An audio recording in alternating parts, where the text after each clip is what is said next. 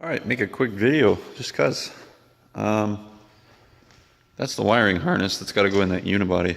I'm going to have to lean it out like crazy, but the interior has been completely stripped on the inside, and then I just kind of stuck it back in. Just keep it out of the way. Waiting for the old man to finish chores so that we can pull the Crown Vic back out, go put it in the storage. Then all that wiring, not sure what I'm going to do with it yet. Probably put it in the corner for now. And then we're going to lift the cabin bed off. I cleaned all the most of the shit out of the back of it. And then once we do that, we can pull it all off. We can finish up whatever we need to weld on the chassis this week. Lots of it's just tacked so that he could put it away kind of thing in the corner, all in one piece. Got my little brother to cut out the floor this morning too. So there's lots of that missing. And then while he lifts it with the tractor, we're going to attack that top corner. And once that's done, the rest of it should fall together. And if all of that firewall gets done, because there's a big gaping hole in it still, if we finish up that firewall and plug all the holes, I'm going to start putting stuff in here. Probably go grab the bench seat out of the old 1984 F-150 in the back and mock it up with that. Or the 74 that I have at my buddy's place has a proper bench seat in it. I think I might even use it because it's not bad shape. But start mocking everything up in here after this is all plugged up, and then start cutting holes again. I think, and I know there's going to be a lot of people cringe at this, I'm going to keep the tilt steering out of that Crown Victoria. I'm not keeping the wheel, and I'm going to modify the snot out of it so it looks old school. I'm not a fan of the gray look or the new Ford big steering wheel thing. Plan on putting something that looks like it belongs in that truck. As for the rest of it, once I have this lifted off, like I said, we can go through and weld everything. But I can also take that wiring harness and just plug it all in and start it. And then while it's running, I'll start cutting things out of it. And I've got one of these little Bluetooth, whatchamacallit, OBD2 interface things. And then I use the app, works great. So hopefully if I start cutting wires and it starts throwing codes for certain things, I'll know what I'm doing kind of thing. If it's going to throw it into half power or whatever it does with these Ford engines, I'll know when I do it that it's doing it. But for now, waiting on the old man with the tractor. He's just finishing up chores. Just figured I'd check in real quick and show you guys. It's pretty neat.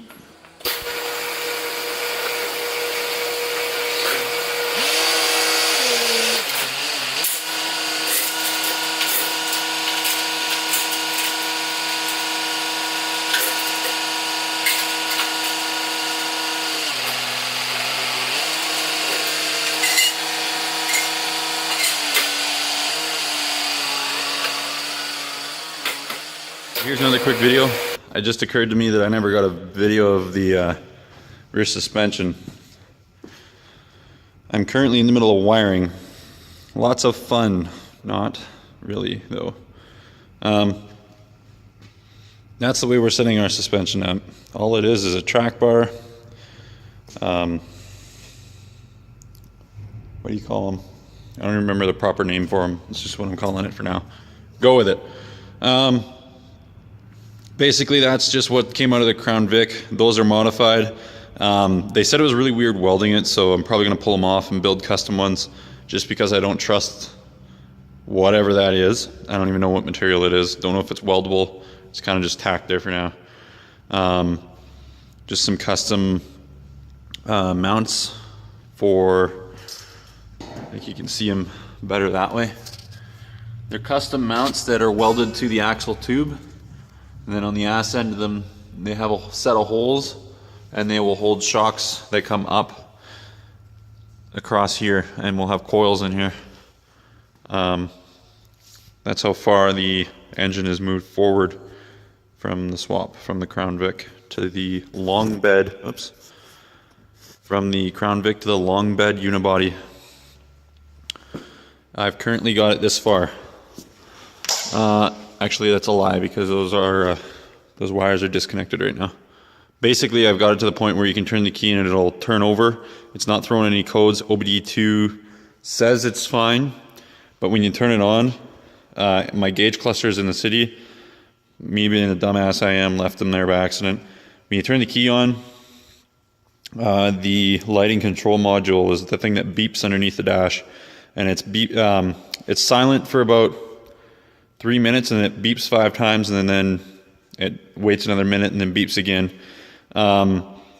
Basically, from what I can tell, it's probably not going to work the way I've got it kind of set up. So what I'm going to do is I'm going to weed everything to do with lights out. Just to keep it simple again, pull all these extra modules out. I really don't need them anyway. And we'll keep everything for the engine, transmission, brakes, ABS, and gas pedal in there. Everything else will be going. So yeah, just a quick run update on this sucker too. I got all this done. That's from Dennis Carpenter. It's a nice little piece. I have not welded up here or across there yet, as well as that hole being open still. Nice little welding burns, and those are always fun. Floor plan's pan is put in decently. I've yet to come in here with a grinder and fix it up a little bit more. Lots of holes are in the midst of being plugged. Oh, excuse me. What I'm going to be doing is I'm going to be taking the other cab mount, I'm going to be putting it in this side, welding it in, and then tonight we're going to put this sucker back onto the frame so that I can wire and play with stuff. I'm also going to go grab the seat out of the 1984 F-150, and I'm going to throw it in there just so I can mock stuff up and figure out where I want my seat and where the steering column is going to be. Because I'm still using that Crown Victoria steering column, I'm just going to change the steering wheel and build a custom cover for it because I absolutely hate plastic in an old truck. So that's the way she's going right now. Video update of what I've done this week. Finally got a week off, like I said before, but here's what we've done.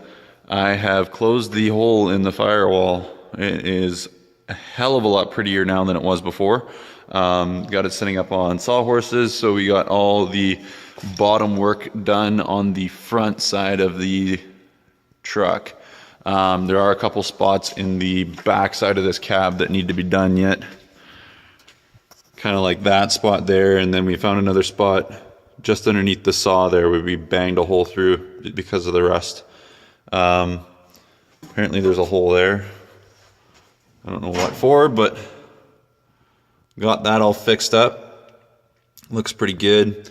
Like I said, everything from here back still needs attention, so we'll be taking care of that yet. I got the windshield wiper motor from the Crown Victoria modified in. Works really well.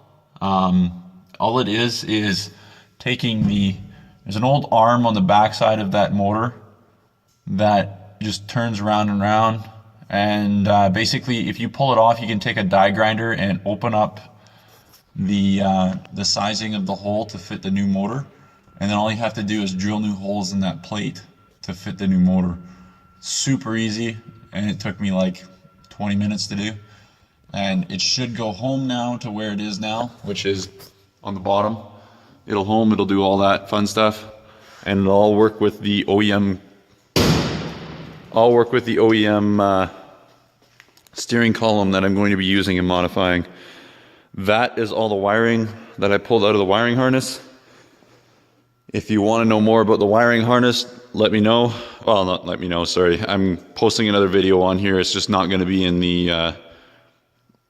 the build series playlist for the Unibody. It'll be a separate video. I might link it if I can figure out how to do all that stuff. I'm still trying to figure out YouTube. I really don't have time for it, but that's the way she's going right now. What I'm going to be doing here soon, what I'm doing now actually, is soldering and basically figuring out how I can how I can get the windshield wiper motor plug from outside the firewall to inside the firewall.